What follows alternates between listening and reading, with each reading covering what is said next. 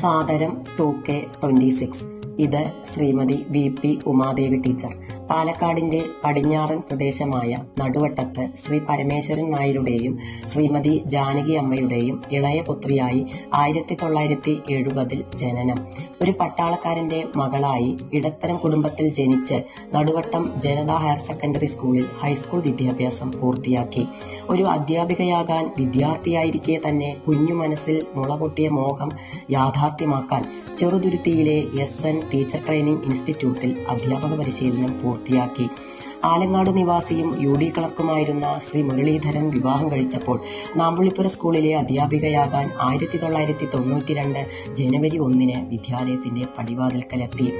അക്കാലത്ത് വിദ്യാലയത്തിന്റെ മാനേജർ സ്ഥാനം വഹിച്ചിരുന്ന എറണാകുളത്തെ രവിയേട്ടനോടും പിൽക്കാലത്ത് മുരളിയേട്ടനോടും മറ്റ് അധ്യാപകരോടും ഒപ്പം ചേർന്ന് വിദ്യാലയത്തിന്റെ ഭൗതികവും അക്കാദമികവും കലാപരമായ പ്രവർത്തനങ്ങൾക്ക് മുൻപന്തിയിൽ നിന്നുതന്നെ നേതൃത്വം നൽകി.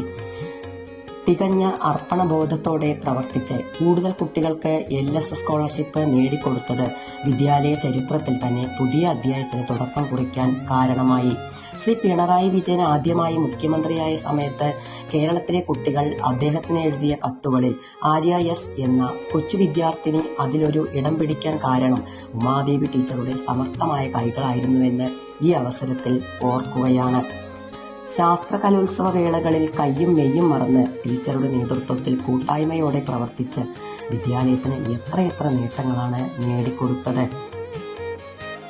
സഹസ്രത്തോളം കുരുന്നുകൾക്ക് ഒരേ സമയം ടീച്ചർ അധ്യാപികയും അമ്മയുമായിരുന്നു.